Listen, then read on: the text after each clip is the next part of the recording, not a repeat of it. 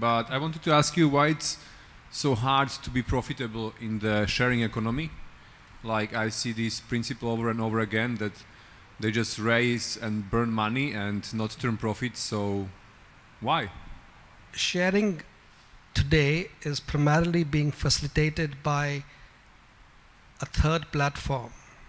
Sharing, you've got a room, he's got a room, but how do I connect with the users of that room?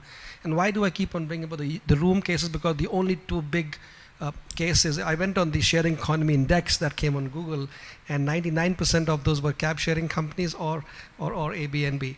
Is the underlying technology, because you are not able to, in my humble opinion, is that these businesses are not able to control their product end to end, and I've got multiple dependencies so as to get that traction. And in my case, I saw communication as one, and hence built a platform that could enable these guys to have their own virtual telco. You've got a great thing that you've built, but how do you make it move? That's where again you come back to core technology, and we see that at least in Southeast Asia, the core technology elements are quite missing. And these costs are humongous because everybody along that chain wants to monetize.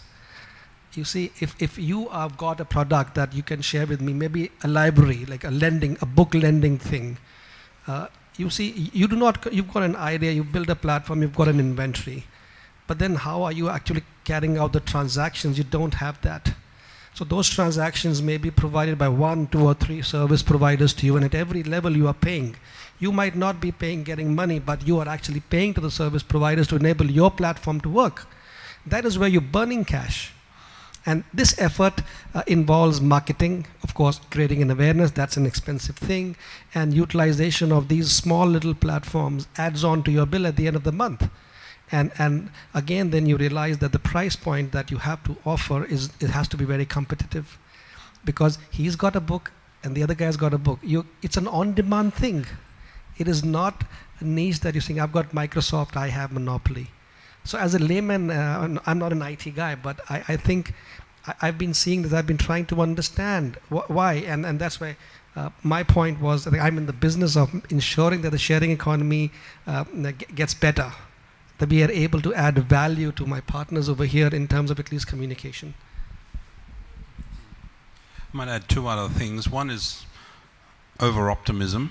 I mean, you don't start a business unless you're super optimistic, but then if you're assuming either faster take-up or better rates or better pricing, and it doesn't come through, you're going to run out of money if you haven't over-raised.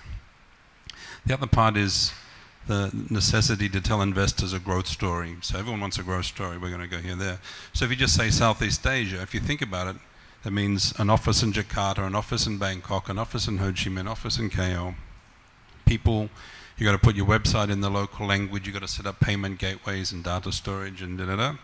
And that's all before you start actually making money. So if you've not been really strong with your numbers and pessimistic and add another 50%, you're going to run out of money. So I think those are 2 big reasons why people are kind of crashing before they've actually had a chance to become profitable. All right, I just have a quick point to add. So I will try to answer that from a macroeconomic perspective. Earlier we talked about the Newton Hotel, how they actually build up their capacity versus Airbnb, how they very, very rapidly obtain that similar equivalent level of capacity. This actually demonstrates to us one very important point, and the point is, in traditional business model, in order for you to build up that capacity, it takes a lot of resources, and one of the resources is time, not just money. Whereas if you look at sharing economy, because of a unique attribute, it actually allows companies or businesses to build up their capacity much, much quicker. So what we can see is that the level of challenges to enter this market has fundamentally changed. In the past, it takes time for new players to get into this. But now, because anyone can actually participate in Airbnb, for example, if I have a room, I can participate. Another company comes in, I can also sell my room at other company.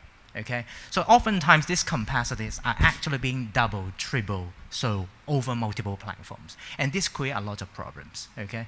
So the challenges of entering market has been much lower. When the buy is lower, you would logically have a very fragmented market, whereby you have many companies competing in the same space, and that make it not so profitable after all. All right. So this is one of the key challenges, I think.